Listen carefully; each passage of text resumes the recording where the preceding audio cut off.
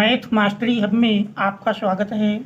बच्चों, आज हम प्रतिलोम त्रिकोणमितीय फलन के बारे में अध्ययन करेंगे।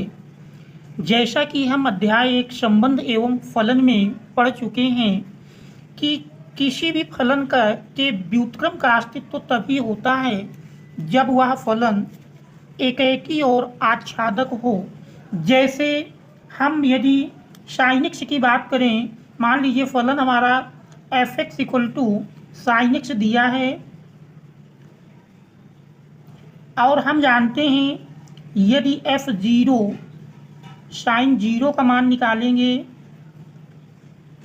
sin 0 का मान जानते हैं 0 होता है। इसी प्रकार से sin 180 अंश का मान यदि निकालें तो sin 180 अंश sin पाई और sin 180 अंश का मान भी 0 हो जाता है। तो ऐसी स्थिति में हम देखते हैं कि 0 और पाई दोनों का प्रतिबिंब समान है, इसलिए यह एकेकी फलन नहीं है। अगर हम फलन के रूप में देखें तो देख रहे हैं 0 का प्रतिबिंब भी 0 प्राप्त होता है और जबकि पाई का प्रतिबिंब निकालते हैं, पाई का प्रतिबिंब भी 0 ही प्राप्त होता है। तो ऐसी स्थिति में देख रहे हैं प्रांत के अवयव 0 और पाई का प्रतिबिंब सह प्रांत के अवयव 0 से ही प्राप्त होता है, अर्थात डोमेन के अवयव 0 और पाई का प्रतिबिंब सह डोमेन में एक समान अवयव है, इसलिए यह एकेकी फलन नहीं है बल्कि कहेंगे कि ये बहुएक फलन है। इसलिए sin x के प्रतिलोम का अस्तित्व ही नहीं होगा।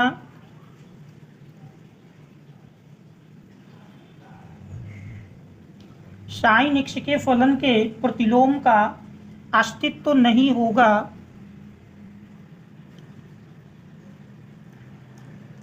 sin x के प्रतिलोम का अस्तित्व तभी हो सकता है जब डोमेन को एक निश्चित सीमा के अंतर्गत हम प्रतिबंधित कर दें। तो यदि sin x में प्रांत -π/2 से π/2 के मध्य ले लिया जाए तो ऐसी स्थिति में इन मानों के मध्य किसी भी मान का प्रतिबिंब अलग अलग प्राप्त होगा। इसलिए सभी त्रिकोणमितीय अनुपातों के यदि हम प्रांत को एक सीमित प्रतिबंधित कर दें एक निश्चित सीमा के अंतर्गत, तब जाके इनके प्रतिलोम का अस्तित्व होगा, अर्थात इनका व्युत्क्रम परिभाषित होगा, अन्यथा इनका व्युत्क्रम परिभाषित नहीं होगा। अब हम देखेंगे प्रत्येक त्रिकोणमितीय फलन के प्रतिलोम त्रिकोणमितीय फलन का प्रांत क्या होगा और इसकी मुख्य मान शाखा किसके अंतर्गत होगी। sin इनवर्स x की मुख्य मान शाखा या परिसर कह सकते हैं -π/2 से लेकर π/2 तक होती है। इसके बाद cos इनवर्स x की मुख्य मान शाखा 0 से पाई होती है और tan इनवर्स x की मुख्य मान शाखा परिसर -π/2 से π/2 के मध्य होती है।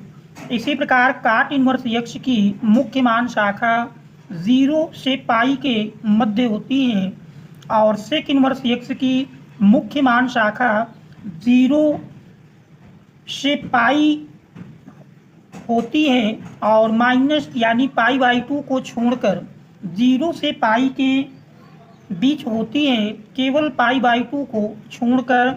और कोसेक इनवर्स x की मुख्य मान शाखा परिसर -π/2 से लेकर π/2 तक होती है, केवल 0 को छोड़कर।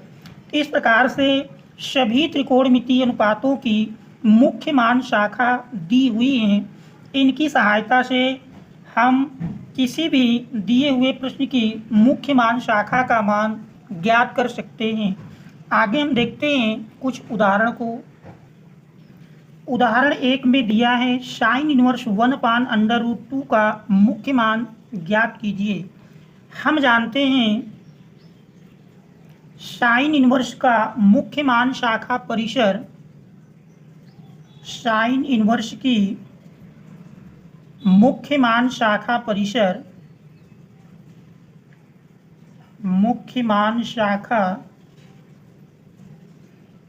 -π/2 से π/2 है। मान लेते माना sine inverse 1/√2 equal to theta, तो 1/√2 इक्वल टू साइन इनवर्स पक्षांतर करेंगे तो साइन थीटा के रूप में जाएगा, और 1/√2 हम जानते हैं साइन 45 अंश का मान होता है, sine π/4 equal to sine theta. इस प्रकार से देख रहे हैं थीटा बराबर मिल जाता है π/4, थीटा इक्वल टू π/4, जो कि देख रहे हैं -π/2 से π/2 के मध्य है। तो यही साइन इनवर्स 1/√2 का मुख्य मान होगा। तो ये हमारे इस उदाहरण का हल हो जाएगा। इसके बाद हम देखते हैं अगला उदाहरण। उदाहरण नंबर 2 में दिया है काट इनवर्स -1/√3 का मुख्य मान ज्ञात कीजिए।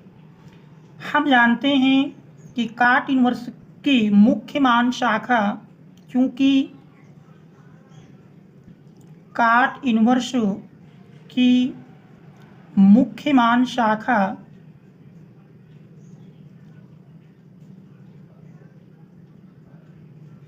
जीरो से पाई है, माना काट inverse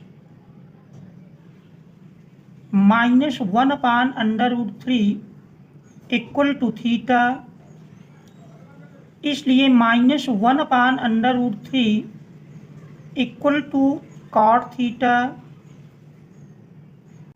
cot theta equal to -1/√3, -1/√3 हम जानते हैं काट 60 अंश का मान होता है, माइनस काट π/3। इसी को लिख सकते हैं काट पाई माइनस π/3। तो देख रहे हैं काट थीटा इक्वल टू काट पाई माइनस π/3, और पाई से π/3 घटाएंगे तो हमारा थीटा इक्वल टू मिल जाएगा 2π/3, जो कि देख रहे हैं 0 और पाई के मध्य है। ये यूपी बोर्ड 2022 दो संकेतांकों FF और FG में आया हुआ है। तो यही हमारे इस दिए हुए प्रश्न का उत्तर हो जाएगा। अब हम देखते हैं अगला प्रश्न। उदाहरण नंबर 3 में दिया है कोशेक इनवर्स -2/√3 का मुख्य मान ज्ञात कीजिए। यूपी बोर्ड 2020 वाई सेट में आया हुआ है। देखते हैं, क्योंकि हम जानते हैं क्योंकि कोशेक इनवर्स का मुख्य मान शाखा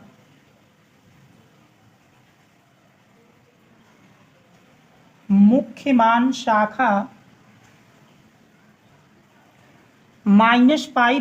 से π/2 0 को छोड़कर है, इसलिए मान लेते हैं माना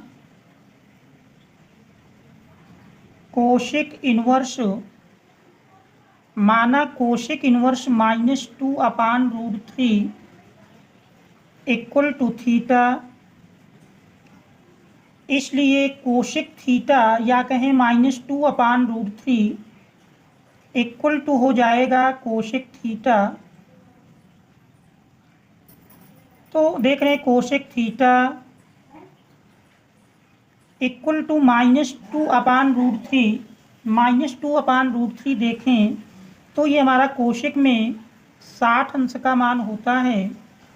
कोसेक π/3 माइनस कोसेक π/3 लिख सकते हैं। कोसेक -π/3 इस प्रकार से थीटा इक्वल टू -π/3।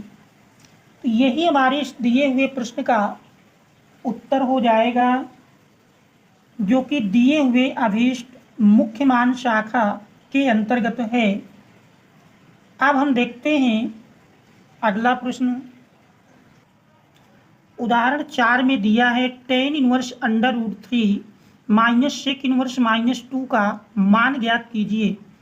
देख रहे हैं यूपी बोर्ड 2024 में आया हुआ है। चूँकि हम जानते हैं चूँकि tan इनवर्स का मुख्य मान शाखा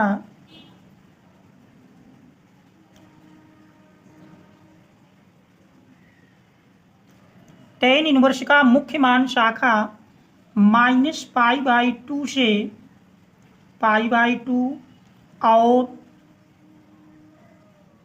सेक इनवर्स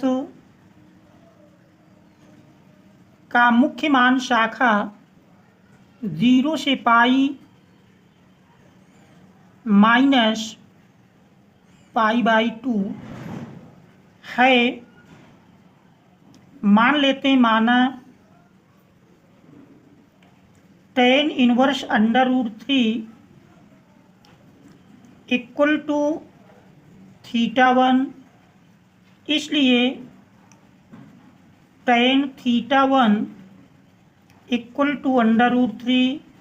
√3 जानते हैं tan 60 अंश का मान होता है tan π/3।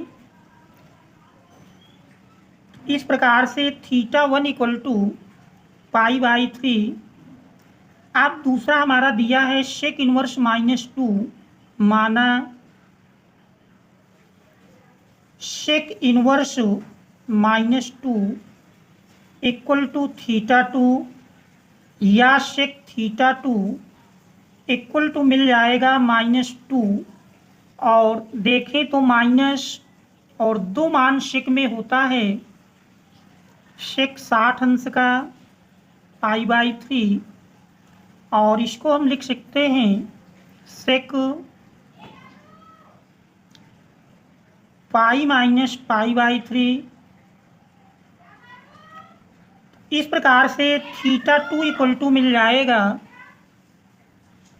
पाई से π/3 घटाएंगे 2π/3। अतः देख रहे tan inverse √3 minus sec inverse -2 का मान ज्ञात करना था। तो tan इनवर्स √3 का मान π/3 माइनस सेक इनवर्स -2 का मान 2π/3। तो इन दोनों का मान रखने पर आता है tan inverse √3 minus sec inverse -2 equal to π/3 minus 2π/3। सरल कर लेंगे तो सरल करने पर देख रहे हैं इसका मान मिल जाएगा, π/3 से 2π/3 घटाएंगे -π/3।